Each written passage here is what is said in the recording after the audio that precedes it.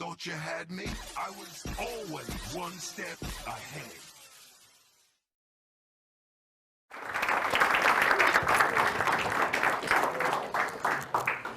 Packed house. Thank you, everybody, for coming. My sincere appreciation.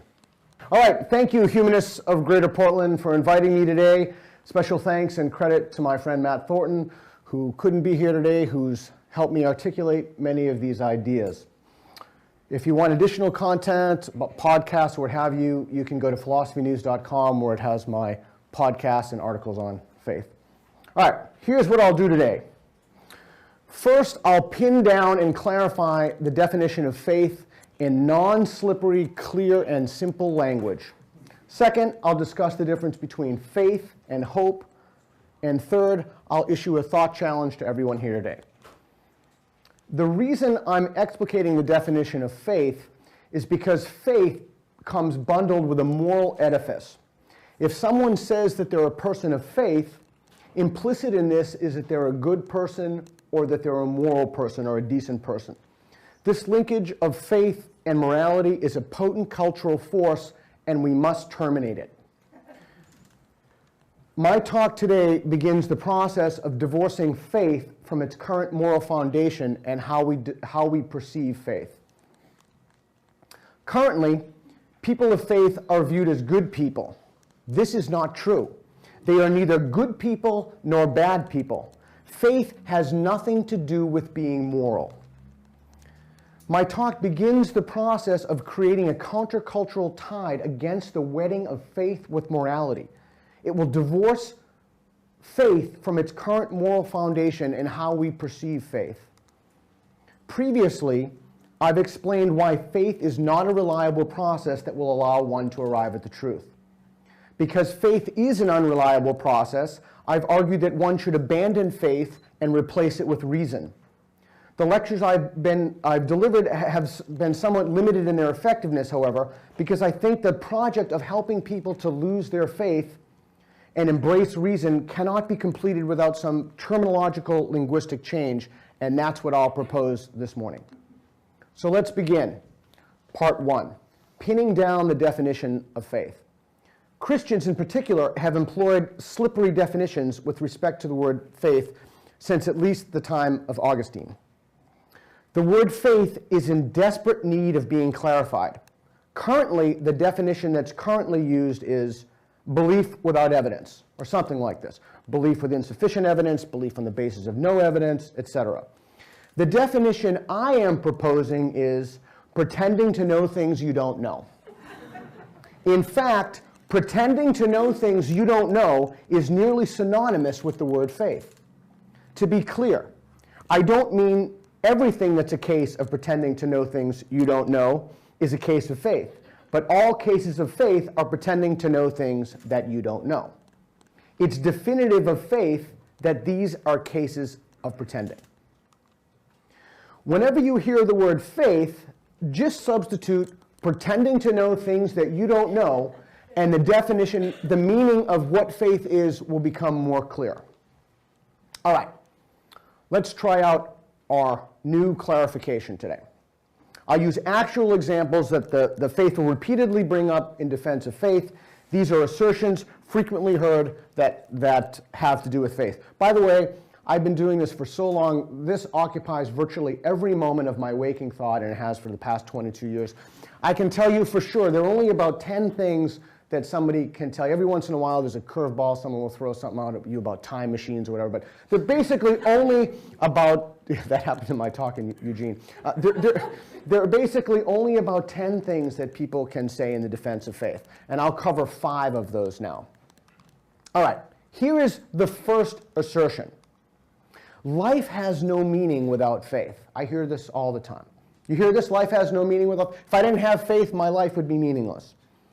This has been a theme in philosophy and literature, whether it's Tolstoy or Kierkegaard. This theme perennially emerges. Here we see the effectiveness of the proposed clarification.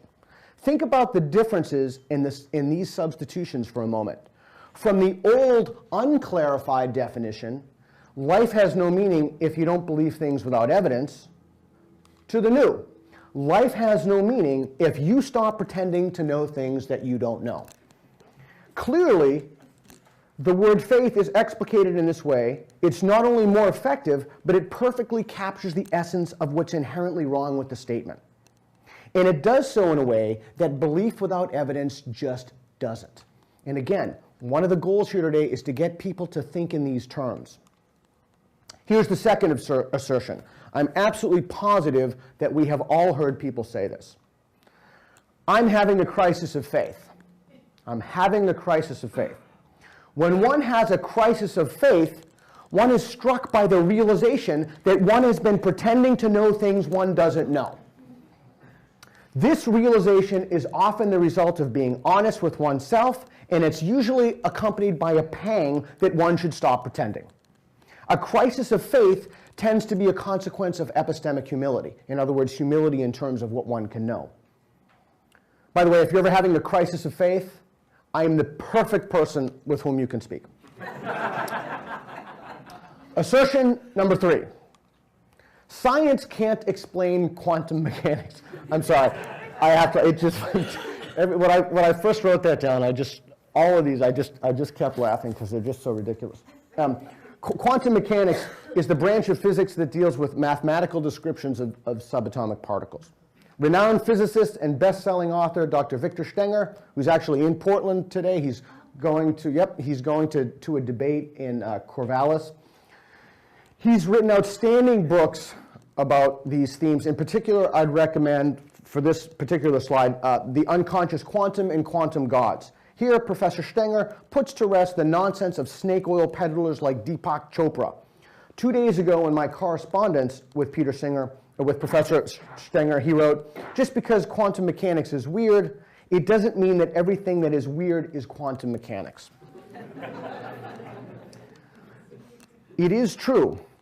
Because there's seemingly unintelligible weirdness at the quantum level, therefore what? Therefore miracles are possible, or that we should have faith that reality is stable, or nothing. Nothing follows from the fact that because there's weirdness in the domain of the very, very small, you need to pretend to know things that you don't know. Assertion number 4. I don't have enough faith to be an atheist. I don't have enough faith to be an atheist. This assertion has gained such traction that there's an actual book with this title. It's written by 2 Christian apologists. Christian apologists, by the way, are people who have taken pretending to know things that they don't know to an entirely new level. They also attempt to convince other people that they should pretend to know things that they don't know. I don't have enough faith to be an atheist needs to be unpacked because the word atheist is commonly misunderstood. The overwhelming majority of atheists don't claim that there's no God. They just claim that there's not sufficient evidence to warrant belief in God. For example, in Richard Dawkins' book, The God Delusion, he gives a 1 to 7 scale, with 1 being absolute belief and 7 being absolute disbelief. And Dawkins, who many consider to be the most strident of all, only puts himself at a 6. Okay, so let's define atheist as a person who doesn't pretend to know things he doesn't know with regard to a creator of the universe. Admittedly, this word substitution will make the translation of the statement more cumbersome. I have color-coded the slide to make it easier. Still, the clunkiness of this sentence is made up by its accuracy. Here goes. With the substitution, this is a sentence. I don't pretend to know things I don't know enough to be a person who doesn't pretend to know things he doesn't know with regard to the creator of the universe. You may have to let that percolate a minute before it becomes clear. Assertion number 5. My faith is true for me. My faith is true for me. I get this a lot from my students. Okay, let's make some substitutions, and this becomes pretending to know things I don't know is true for me. While it may be clear to many of us here today that this is false, a great many people have difficulty understanding why this is problematic. Basically, the utterer of this statement confuses the subjective and the objective. For example, the subjective with the objective. I like mustard on my hot dogs. He likes ketchup on his hot dogs. Those are subjective states. Those are preferences. There's no right or wrong in matters of taste. Objective claims are statements of fact about the world. There's another confusion about the term faith. And this is a biggie. This is one of the main deliverables today. Part 2, confusion regarding the words faith and hope. In the countless conversations that I've had, literally every single day, this is one of the perennial confusions that constantly comes up. People confuse the words hope and faith. I'll define the word hope as wanting something to happen, but knowing that there's a chance that it might not happen. If you hope for something, you want it to happen, but you understand that there's a chance that it might not come to pass. Hope is a desire.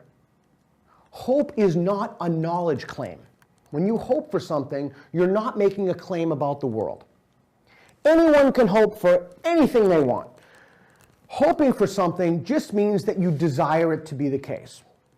You can hope for world peace.